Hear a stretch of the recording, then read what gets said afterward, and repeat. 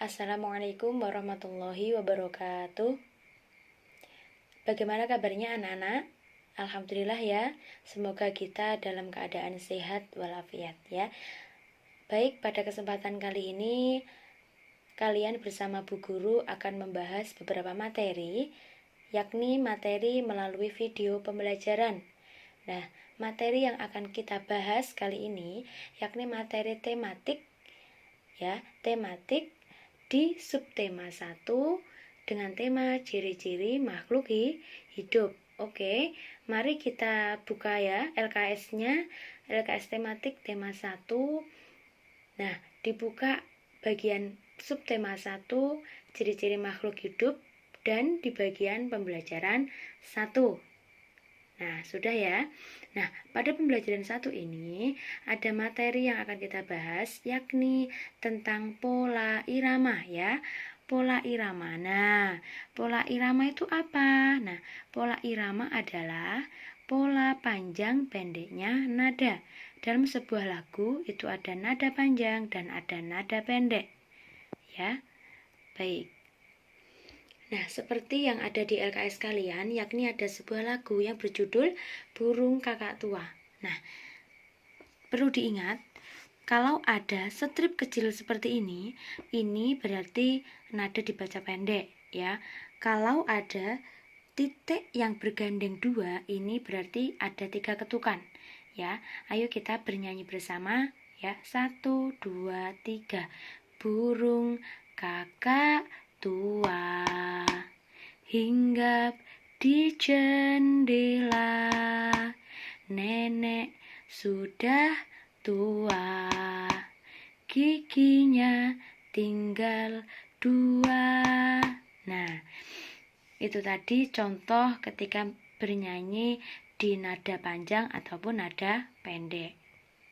Baik ya, untuk selanjutnya kita akan membahas yang namanya makhluk hidup. Nah, apakah kalian sudah tahu apakah itu makhluk hidup? Nah, makhluk hidup adalah suatu makhluk yang mana dia bisa hidup, dia bisa bernafas, bergerak, dan sebagainya.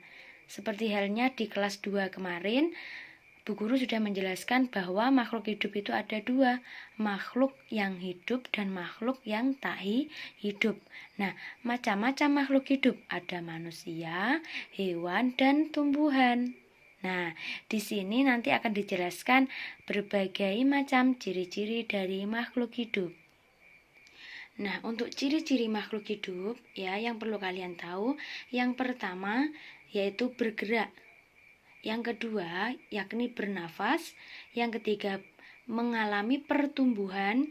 Dan yang keempat, berkembang biak. Yang kelima, bahwa makhluk hidup itu memerlukan makan dan minum. Dan yang terakhir adalah peka terhadap rangsang. Gitu ya. Nah, adapun untuk yang bergerak ya, makhluk hidup itu salah satu cirinya yang pertama yakni bergerak. Nah, dalam bergerak itu makhluk hidup memerlukan sebuah alat gerak. Sebagaimana contoh ya, kalau manusia itu bergerak menggunakan kaki. Cicak itu bergerak merayap menggunakan kaki. Ikan itu bergerak menggunakan siripnya dan burung itu bergerak terbang menggunakan sayap. Nah, jadi di sini adalah ciri-ciri makhluk hidup, mereka itu bisa bergerak. Nah, selanjutnya yakni bernafas. Nah, bernafas itu apa tuh anak-anak? Nah, bernafas itu yakni menghirup oksigen. Nah, kalian itu bernafas menghirup oksigen dan yang dikeluarkan itu adalah karbon dioksida. Nah, berikut bermacam alat pernafasan makhluk hidup. Nah, untuk kita sendiri ya manusia itu kita bernafas menggunakan paru-paru. Nah, sedangkan ikan yang kalian tahu selama ini mereka bernafas menggunakan insang. Kemudian kecebong itu kata kecil ya, kecebong itu bernafas menggunakan insang juga. Akan tetapi untuk kata dewasa mereka menggunakan paru-paru. Dan tak lupa untuk tumbuhan ya anak-anak, tumbuhan itu mereka juga bernafas menggunakan kulit daun. atau yang dinamakan stomata. Nah, biasanya itu terletak di daun dan ada bentuk lingkar-lingkar kecil warna hitam, biasanya seperti itu. Nah, untuk selanjutnya itu makhluk hidup mengalami sebuah pertumbuhan. Nah, ini sangat mudah sekali. Nah, pertumbuhan itu ada pertumbuhan manusia, hewan, dan tumbuhan. Dimana kalau pertumbuhan manusia seperti kita semua ya.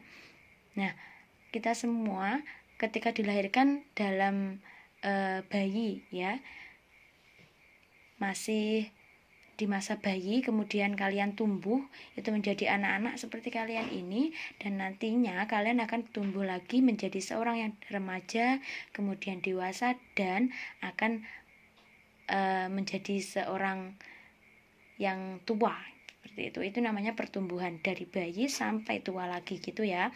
Nah, untuk hewan itu contohnya di sini Bu Guru mencontohkan untuk pertumbuhan hewan ayam. Ya, ayam itu kan mulai dari telur dulu, kemudian menetas menjadi anak ayam, kemudian tumbuh lagi menjadi ayam dewasa, dan nanti ayam dewasa juga akan bertelur. Nah, bertelur lagi, kemudian menetas lagi, dan begitu seterusnya.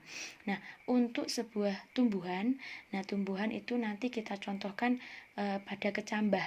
Kecambah itu ya, nanti dari bijinya, kemudian nanti tumbuh menjadi kecambah kecil, kemudian menjadi kecambah dewasa, begitu ya. Nah, untuk selanjutnya yakni ya, yang keempat bisa berkembang biak. Berkembang biak itu bagaimana toh Bu? Nah, berkembang biak itu adalah dimana makhluk hidup itu bisa menghasilkan keturunan, Cah. Nah, gini, maksudnya kalau manusia itu orang tua kalian mempunyai seorang anak, nanti pada akhirnya kalian juga akan memiliki seorang anak-anak, dan seterusnya ya. Untuk cara berkembang biak kalau melahirkan ya, melahirkan itu adalah manusia, ada sapi juga melahirkan, kemudian kambing, kucing, kuda, dan lain sebagainya. Dan untuk kedua itu ada yang berkembang biak dengan cara bertelur. Nah, bertelur itu hewan apa saja? Ayam, bebek, burung, ikan, dan lain sebagainya. Jadi untuk berkembang biak ini ada cara melahirkan dan ada juga cara bertelur. Selanjutnya yakni adalah memerlukan makan dan minum. Ingat ya, makhluk hidup itu memerlukan makan dan minum. Ya anak-anak, ketika mereka tidak mendapatkan makan dan minum, pasti mereka juga akan kelaparan dan akhirnya akan mati. Sebagaimana kita adalah manusia, tetap memerlukan makanan. Dan yang diutamakan adalah makanan yang bergizi. Nah, kalau ini sapi dan kambing makannya apa? Rumput. Terus kelinci makanannya wortel, kemudian ayam, bebek itu makan semuanya bisa dimakan ya. Untuk yang terakhir itu peka terhadap rangsang. Maksudnya bagaimana Bu? Nah, langsung contohnya saja. Contohnya di sini kalian tahu kan daun putri malu. Nah, daun putri malu itu jika disentuh pasti daunnya akan menutup. Nah, itu berarti menunjukkan bahwa dia itu peka terhadap rangsang. Kemudian mata kita ketika terkena cahaya matahari yang terlalu bersinar, itu pasti secara otomatis mata kita pasti akan meredup. Nah, mengecil. Nah, itu yang namanya peka terhadap rangsang. Kemudian yang terakhir itu hewan, kalian tahu lipan atau luwing ya. Ketika kalian menyentuh badan lipan itu pasti secara otomatis dia akan peka terhadap rangsang dan akan menggulung badannya tersebut. Seperti itu. Nah, kemudian selanjutnya ini pembahasan terakhir ya, materi terakhir dalam pembelajaran 1, yakni kita akan membahas cara membaca dan menulis bilangan ribuan. Nah, untuk bilangan ribuan perlu diingat ya anak-anak, kemarin di kelas 2 kita sudah belajar yang namanya bilangan ratusan. Nah, sebelum itu kita sudah belajar yang namanya bilangan puluhan, satuan, kemudian ratusan, dan sekarang kita belajar yang namanya bilangan ribuan. Nah, untuk bilangan ribuan ini ya perlu diingat.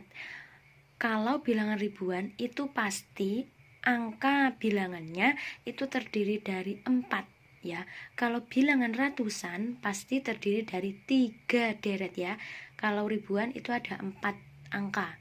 Contoh di sini ada 1 terus nolnya 3. Terus seterusnya sampai 4 itu. Nah, 1 itu yang nolnya 3 dibaca 1000, kemudian yang bawah 2000, 3000 dan 4000 seterusnya ya. Pokoknya kalau ada angka yang berjejer 4 itu namanya bilangan ribuan. Oke. Nah, kemudian masih ingat kan bagaimana cara menempatkan nilai tempat dan juga nilainya? Nah, di sini contohnya ya, saya contohkan. Di sini ada angka 4, 3, 5, 1. Nah, di sini akan ditunjukkan nilai tempatnya, yakni yang 4 nomor angka 4 yang awal itu dinamakan ribuan. Nah, ingat ya, terdiri dari 4 angka.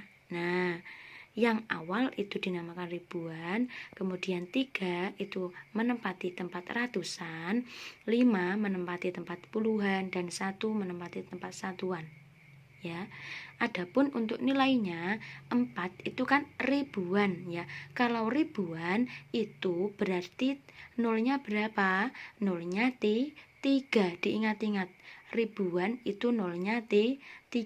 Kemudian ratusan berarti tambah 0 2 ya. Kalau 5 adalah puluhan berarti nolnya 1. Kalau 1 satuan ya tetap 1 ya, diingat-ingat. Kalau ribuan nolnya berapa? 3. Kalau ratusan nolnya 2. Kalau puluhan nolnya 1. Oke, bisa dipahami ya. Baik, saya lanjutkan. Nah, untuk cara membaca tetap sama ya. Angka tetap dibaca dan cuma ditambahi ribu ya. Kalau di depan contoh ini 4351. Karena tadi 4 adalah ribuan, 3 adalah ratusan, 5 adalah puluhan, dan 1 adalah satuan. Jadi dibaca 4351. Dan begitu pun juga dengan contoh-contoh yang lain, nanti bisa difahami ya.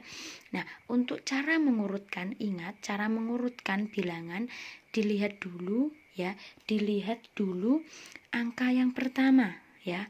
Angka yang pertama kita lihat di sini contohnya ada ini ya. Ini kan belum urut. Nah, ini disuruh mengurutkan. Dari apa? Dibaca dulu. Urutkan dari terbesar ke terkecil. Nah, langkah pertama yang harus kalian jalankan adalah dilihat dulu ya bilangan awalnya.